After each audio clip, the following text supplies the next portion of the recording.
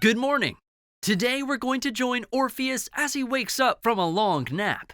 This video will provide an overview of some of the oldest music from ancient civilizations.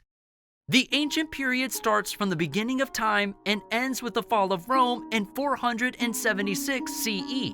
Specifically, we will look at some examples from ancient Egypt, Greece, and Rome. Most of the earliest instruments no longer survive, so we rely on art to see what they look like. We show these instruments as toys in a toy box. There are webs all over the toys because they've been forgotten about. There are a few examples of very old instruments, including bone flutes that go back into prehistory.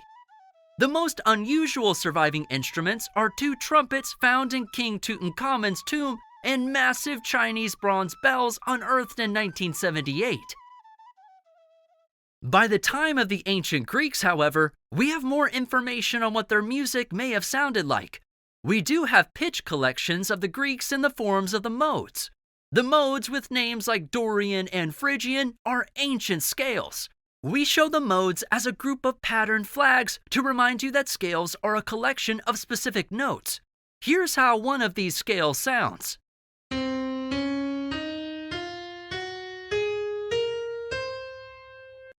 These scales help modern musicians come up with an idea of how ancient tunes sounded. Greek philosophers wrote about how powerful they thought music was. Of all the powers of music, the writer Aristotle was most concerned with its ability to match the inner workings of the human soul. Aristotle called this the doctrine of imitation, where he said that what we heard, we would become. We show this as the mirror, where you can see the two arrows pointing in opposite moral directions from the cover of his book. Because music is so influential, Aristotle felt that it needed to be used carefully so that society was encouraged to develop with the highest moral standard. A particular sound or mode could change how a person might act. Aristotle suggested that a person could purge the wrong morals by experiencing them in art and not in life. He called this catharsis. There is a surprised-looking cat all puffed up from shock, which represents catharsis. Pity and fear especially could be removed from the soul through catharsis.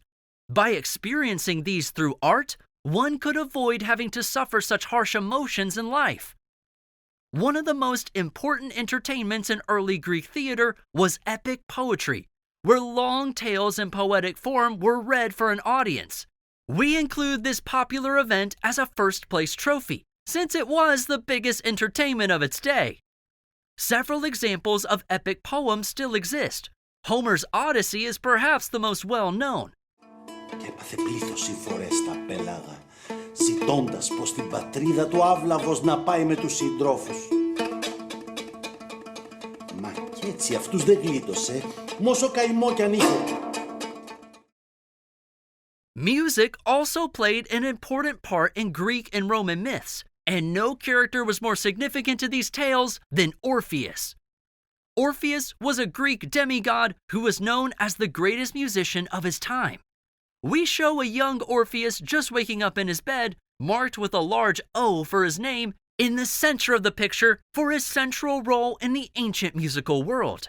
One of the stories of Orpheus from mythology involves his lover, Eurydice, a woman who had the misfortune of being bitten by a snake and dying on their wedding day. Overcome with grief, Orpheus is unwilling to accept her death, and he travels into the underworld to play his lyre and sing for Hades, who is convinced to let Eurydice leave.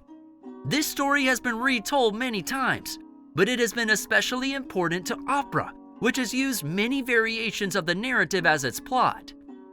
Finally, even though no fully realized song remains extant, there is a complete melody that survives. The world's oldest complete melody is known as the Epitaph of Seikilos, and it is the message or epitaph written on a tombstone from around 200 BCE. The song is included here as the tune played by the alarm clock with the name Seikilos written on its face. This incredible tombstone shows the pitches of the notes written over the words of the song. No rhythm is indicated, but at least the tune remains. The words remind us that life is brief and that while we live, we should shine. making the most of the time we have to sing our own song. Hey, will someone get that rooster to stop crowing?